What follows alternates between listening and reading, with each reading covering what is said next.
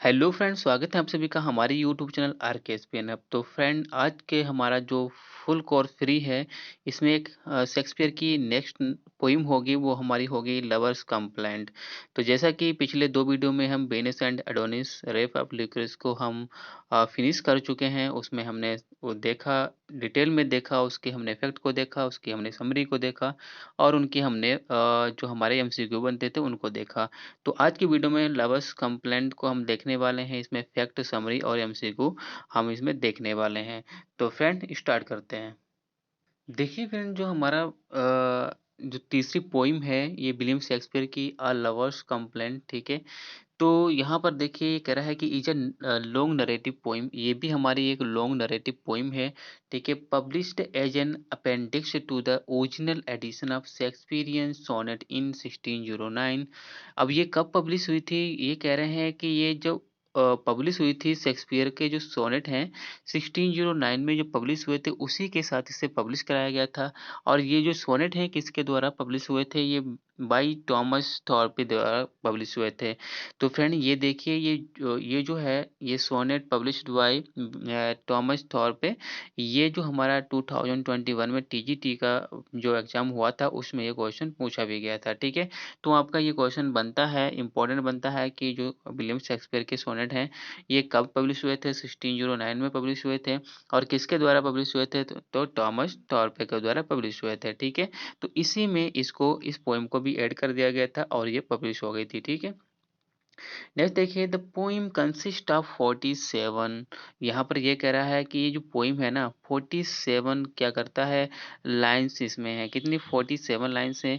और क्या कह रहा है कि 7 लाइन्स स्टेंजा। और ये कितना है? देखिए 47 क्या है, इसमें लाइन्स हैं, ठीक है। और यहाँ पर देखिए 47 स्टेंजाज हैं, ठीक है। इसमें 47 स्टेंजाज हैं और 7 लाइन यहाँ पर क्या है, एक स्टेंजा में होने वाली हैं, ठीक है। तो जैसा हमने देखा था कि जो वीनस एंड एडोनिस था, ठीक है, तो उसमें 6 लाइन का स्टैन्ज़ा था। और जो रेप ऑफ ल्यूक्रेस था, उसमें 7 लाइन का स्टैन्ज़ा था। तो जो रेप एंड ल्यूक्रेस का स्टैन्ज़ा है, वही इस पोएम लवर्स कंप्लेंट का होने वाला है। मतलब वो भी हमारी जो राइम रॉयल में लिखी गई थी, ठीक है। यानी कौन? लव, जो हमारी रेप ऑफ ल्यूक्रेस है, वो भी हमारी राइम रॉयल में लिखी गई थी। और ये भी पोएम हमारी राइम रॉयल में ही लिखी गई है, ठीक है। तो यहाँ पर 47 स्टेंजा होने वाले हैं इस पोएम में और 7 लाइन का स्टेंजा है, ठीक है। देखिए, इन्फो कह रहा है कि from known age rhyme royal, जिसे हम क्या जानते हैं, राइम रोयल के नाम से भी जानते हैं। और इसका जो मतलब इसे किसने ओरिजिन किया था? ये हमारे जोफ्री चौसर हैं, उन्होंने इसका ओरिजिन किया था, ठीक है। तो आप ये भी याद रखिएगा। तो यहाँ पर देखिए, इसकी जो हमारी राइमिंग स्कीम है, जो राइम रॉयल की, वो हमारी है A B A B B C C, A B A B B C C, ठीक है। ये हमारी इसकी राइम स्कीम है, ये हमारे एग्जाम में पूछी जाती है, ठीक है। अब मीटर, यहाँ पर मीटर के identical to that of Shakespeare's longer narrative poem the rape of Lucrece. तो यहाँ पर ये कह रहा है कि अगर मीटर की बात करें, तो जो शेक्सपियर की एक लॉन्ग नरेटिव पोइम हम जो पढ़ चुके हैं, रेप ऑफ ल्यूक्रेस, तो वही मीटर इसमें भी यूज किया गया है। तो आपने यहाँ पर फ्रेंड देखा कि एक लॉन्ग नरेटिव पोइम है। और ये कब पब्लिश हुई थी? जब शेक्सपियर के जो 154 सोनेट जो पब्लिश हुए थे, कब पब्लिश हुए थे? 1609 में पब्लिश हुए थे, ठीक है। और किसके द्वारा पब्लिश हुए थे? तो टॉमस थॉर्पे के द्वारा पब्लिश हुए थे। तो उसी के साथ इसको ऐड कर दिया गया था और उसी समय ये पब्लिश हो गई थी, ठीक है। और इसमें 47 कितने? 47 स्टेंजाज हैं, ठीक है। और 47 स्टेंजाज हैं टोटल। 7 लाइन की यहाँ पर क्या है, एक स्टेंजा है, ठीक है। और ये किस में लिखा गया है? राइम रॉयल में लिखा गया है। और इसकी राइमिंग स्कीम क्या है? ए बी बी सी सी, इसकी क्या है, राइमिंग स्कीम है, ठीक है। तो आई थिंक इतना आपको समझ में आ गया होगा। तो फ्रेंड, इसकी हम समरी देख लेते हैं, आखिर इसमें क्या कहा गया है। तो फिर अगर हम इसकी समरी की बात करें, तो यहाँ पर देखिए, क्या नरेटर जो है इज ऑन वॉक और इन द कंट्री, कि एक जो नरेटर है, ठीक है, जो इस पोएम को नरेट करता है, वो अपने कंट्री, कंट्री का मतलब होता है, एक कह सकते हो कि जो कंट्री साइड, यानी कि जो रूरल या फिर रस्टिक साइड, जो विलेज की साइड होती है, उसी को बोलते हैं। वो वहाँ पर अपने वॉक पर है। When he hears a women weeping, तब वो वहाँ पर क्या करता है, यानी एक रिवर होती है, उसके बैंक पर एक वुमेन बैठी होती है। तो उसको वो क्या करता है, रोते हुए सुनता है। He comes across a young made, और वहाँ पर वो क्या जाता है, उस यंग मेड यानी जवान औरत के पास जाता है। वियरिंग अ स्ट्रॉ हैट, और वो कैसा, एक स्ट्रॉ हैट पहने हुए हैं, ठीक है। And standing by a brook, और कहाँ पर खड़ी हुई है, स्टैंडिंग बाय अ ब्रुक, एक झरना ऐसा होता है वहाँ पर खड़ी हुई है, ठीक है। सी क्राइज अनअसेब्डली, और वो बहुत ही बुरी तरीके से क्राई करती है, रोती है। Throwing torn scraps of paper, यानी जो उसके लव लेटर्स होते हैं, जो उसके लवर्स के द्वारा उसको दिए गए होते हैं, वो उनको क्या कर रही थी, वो उनको टीयर्स करके यानी फाड़ फाड़ के फेंक रही थी। And other trinkets into the water, और दूसरे जो उसकी प्यार की निशानियां थी उनको भी वो क्या कर रही थी, एक एक करके उनको वाटर में उनको थ्रो कर रही थी, फेंक रही थी, ठीक है।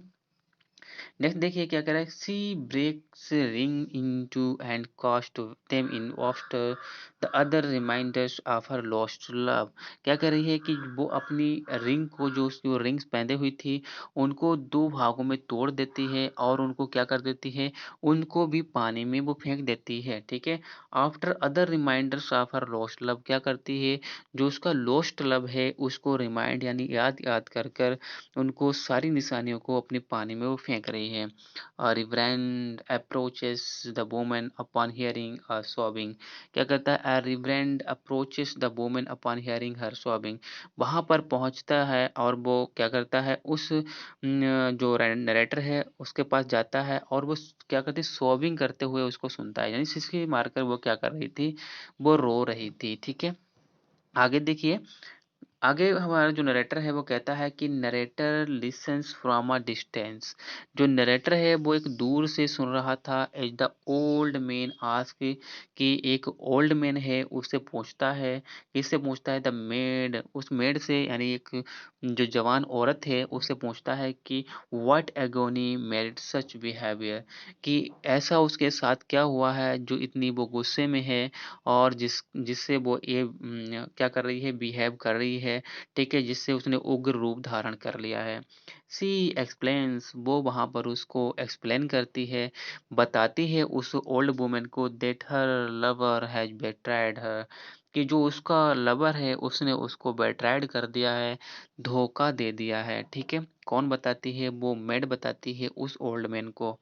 ही टुक एडवांटेज ऑफ हर, उसने क्या किया, उससे उसका फायदा उठाया। हर अफेक्शंस, उसके अफेक्शंस का, without offering his own heart in exchange, बिना अपना दिल दिए हुए, ठीक है। यानी वो ये कह रहा था उसने यानी मेरे दिल का तो फ़ायदा उठाया, यानी मेरे अफेक्शंस का उसने फ़ायदा उठाया, बिना एक दूसरे के दिल को एक्सचेंज किए हुए। यानी वो, ये लड़की ये कहना चाहती है कि मुझे तो उससे प्यार था, लेकिन उसको मुझसे प्यार नहीं था, लेकिन उसने मेरे अफेक्शंस का नाजायज़ फ़ायदा उठाया, ठीक है। शी नोज, वो ये भी जानती है, क्या जानती है, that he was untrue to her, कि वो क्या था, उसके लिए अनट्रू था, वो उसके लिए झूठा था। But she still laments the end of their relationship, लेकिन वो फिर भी रो रही है, किसके लिए, जो उनका रिलेशनशिप था, उनका जो एंड हो चुका है, अब उस पर वो लेमेंट कर रही है, बिलाप करती है। सी होप्स, वो ये अभी ये उस उम्मीद में है, that by destroying the letters and gift, और वो क्या कर रही है, वो जो लेटर्स थे, जो उसे उसके द्वारा गिफ्ट्स दिए गए थे, वो उनको डिस्ट्रॉय कर रही है। एंड दैट गेव हर, जो उसे उसने दिए थे, ही गेव हर, जो उसने उसको दिए थे, she will be able to move past him, यानी जो क्या करती है, वो उनको पीछे जाकर, यानी जो पीछे की यादें हैं उनमें जाती है, और जो उसने गिफ्ट दिए थे, अब उनको याद कर करके उनको क्या कर रही है, डिस्ट्रॉय कर रही है। द मेड देन एडमिट्स, और तभी वो औरत जो है यह स्वीकारती है, that she would gladly welcome her lover, कि वो अभी भी क्या कर लेगी, यदि उसका प्यार, उसकी जो लवर है उसका, वो अगर अभी भी वापस आ जाए तो वो उसको क्या कर लेगी, वेलकम उसका करेगी। If he ask for her forgiveness, यदि वो ऐसा कहे कि वो उसके माफ़ कर दे और वो उसे एक्सेप्ट कर दे, तो वो अभी भी क्या कर लेगी, वो उसको स्वीकार कर लेगी।